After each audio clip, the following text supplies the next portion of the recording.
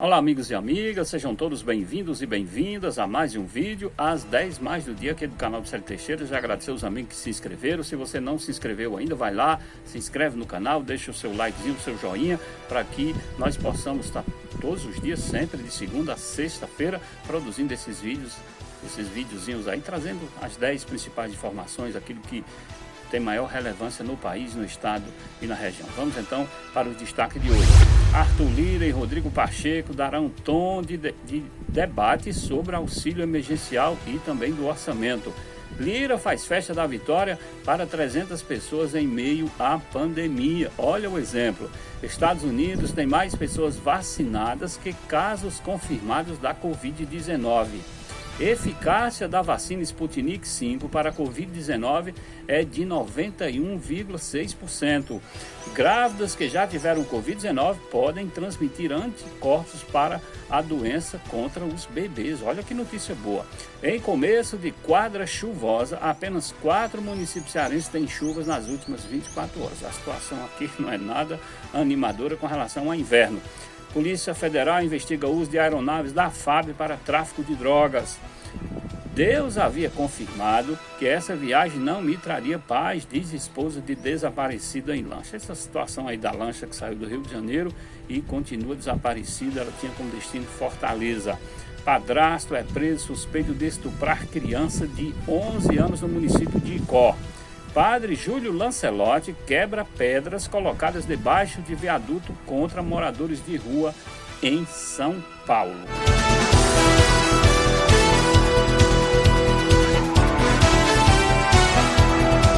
Célio Teixeira, agradecer demais mais uma vez aos amigos que acompanham sempre esse vídeo, que vão lá, se inscrevam no canal e está feita aí mais uma solicitação. E agora já vamos direto aí para os detalhes do vídeo, hoje 2 de fevereiro do ano de 2021.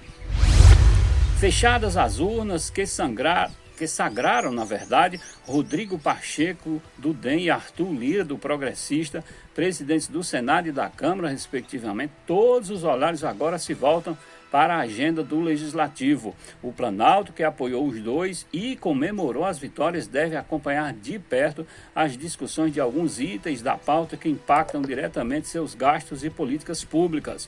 Uma das primeiras responsabilidades dos parlamentares será a aprovação do orçamento para 2021, que está inclusive atrasado. E também tem a chamada Lei Orçamentária Anual, LOA, que não foi votada, e o governo fica limitado, se ela não for votada, na verdade, com relação aos seus gastos discricionários, ou seja, as despesas não obrigatórias. Outro ponto de extremo interesse é também acompanhado pelos investidores de olho nas contas públicas aqui do país. É o chamado auxílio emergencial, criado ano passado, em 2020, para ajudar a população mais vulnerável durante a pandemia. Seu retorno este ano é incerto e depende de uma série de variáveis, como, por exemplo, a aprovação do orçamento. Sem orçamento, não tem auxílio emergencial. Horas após dizer que colocará em votação medidas de combate à pandemia de Covid-19, olha o contraste aí. O novo presidente da Câmara, Arthur Lira, do Progressista de Alagoas, promoveu uma grande festa de comemoração de sua vitória em uma casa no Lago Sul, área nobre de Brasília. Cerca de 300 pessoas estiveram no local e poucos convidados usavam máscaras, que incluía aí ministros do governo de Jair Bolsonaro. É um exemplo às avessas, né? O número de pessoas vacinadas contra a Covid-19 nos Estados Unidos superou o número de casos confirmados da doença. Conforme o levantamento da agência Bloomberg, 30 milhões de pessoas foram vacinadas até esta segunda-feira, até ontem no país, que já registrou cerca de 26 milhões e 300 mil infectados. Mais de 443 mil pessoas morreram nos Estados Unidos pela enfermidade. Os Estados Unidos já aplicaram 32 milhões e 800 mil doses do imunizantes ou de vacinas. Cerca de 6 milhões de pessoas já receberam, inclusive, 2 doses das vacinas. Aqui no Brasil, para quem não sabe, até ontem, 2 milhões e 200 mil doses haviam sido aplicadas. A vacina Sputnik V, desenvolvida pelo Instituto Russo de Pesquisa Gamaleya, para a Covid-19 teve eficácia de 91,6% contra a doença, segundo resultados preliminares publicados nesta terça-feira na revista científica The Lancet, uma das mais respeitadas do mundo. A eficácia contra casos moderados e graves da doença foi de 100%. A vacina também funcionou em idosos. Uma subanálise de 2.000 adultos com mais de 60 anos mostrou a eficácia de 91,8% neste grupo. Vale dizer que a Sputnik V ainda não está sendo testada no Brasil, mas a Agência Nacional de Vigilância Sanitária, a Anvisa, está analisando um pedido da farmacêutica União Química para que ensaios de fase 3 sejam feitos no país. Isso é importante porque a agência determinou que só vacinas testadas em solo brasileiro podem receber autorização de uso emergencial. Mulheres que contraíram a Covid-19 durante a gravidez passaram os anticorpos adquiridos contra a doença para os fetos, conferindo aos bebês proteção contra o novo coronavírus. As informações são de um estudo norte-americano publicado na última sexta-feira em uma revista americana. O trabalho, conduzido aí no Hospital da Pensilvânia, lá na Filadélfia, observou que de 83 grávidas que possuíam anticorpos para o coronavírus, ou seja, testaram positivo para infecções anteriores de Covid-19, 72 conseguiram transmitir o chamado IgG, que são anticorpos mais longos, de longa duração, via placenta para os filhos. Também foram encontrados IgG no cordão umbilical. Notícia boa, grávida não é bom contrair doença alguma, muito menos Covid, mas pelo menos ela terminou, ou essa prova mostra que as mulheres grávidas podem transmitir anticorpos, não a doença, anticorpos para os bebês. A quadra chuvosa do Ceará, que vai de fevereiro a maio, começou com um cenário pouco favorável para precipitações ou para chuvas. O estado registrou chuva em somente 4 municípios entre as 7 horas de segunda-feira, dia 1º, e o mesmo horário desta terça-feira, hoje. Portanto, é um número realmente muito reduzido aí de chuvas no período que se diz que o inverno começou aqui no Ceará. Isso de acordo com a Fundação Cearense de Meteorologia e Recursos Hídricos, a FUNSEM. Banabuiú teve o maior volume acumulado, sabe de quanto? Apenas 10,4 milímetros, Quixeramobim 8 milímetros, Paraipaba 2 milímetros, Maracanaú um sereno, 0,2 milímetros. Nas 24 horas anteriores, entre domingo e segunda, foram registradas chuvas em 10 municípios cearenses, incluindo aí a capital. A verdade é que neste momento aqui, o amigo agricultor está triste porque a chuva não está chegando ao Ceará neste momento. A Polícia Federal deflagrou hoje a Operação Quinta Coluna com o objetivo de avançar nas investigações sobre uma associação criminosa que utilizou aeronaves da Força Aérea Brasileira para remeter drogas para a Espanha.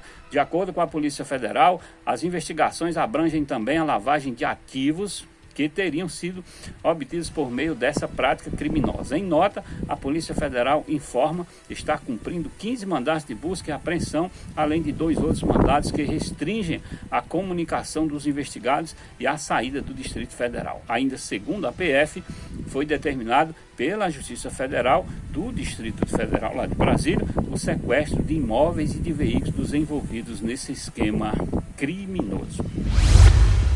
Gente, o caso aí de grande repercussão no país nos últimos dias, de uma embarcação que saiu do Rio de Janeiro com destino a Fortaleza e até agora estão desaparecidos. A professora Eurides Vieira, companheira do mecânico automotivo Cláudio Vieira, um dos 5 desaparecidos na lancha que saiu do Rio de Janeiro com destino a Fortaleza, afirmou que a intuição de mulher já havia sinalizado que a viagem marítima poderia ter um desfecho conturbado. Segundo Eurides, o homem já possuía vasta experiência no conserto de embarcações, mas foi a primeira vez que ele viajou para outro estado com o intuito de pegar uma lancha.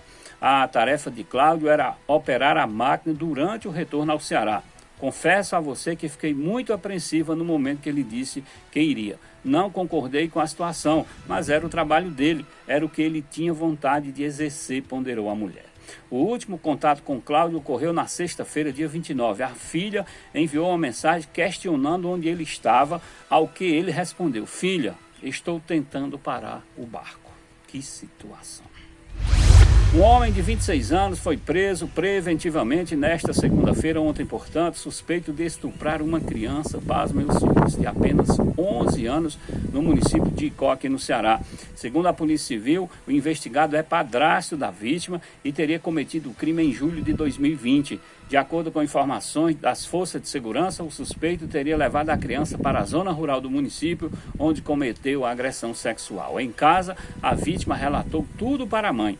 Familiares registraram um boletim de ocorrência sobre o fato e a Polícia Civil, por meio da Delegacia de Defesa da Mulher do município de Icó, instaurou um inquérito policial para investigar o caso. O mandado de prisão preventiva contra o suspeito, que não teve o nome divulgado pela polícia, isso para preservar aí a identidade da vítima, da criança, foi expedido pelo Poder Judiciário. Conforme a investigação, o indivíduo já possuía antecedente criminal por receptação.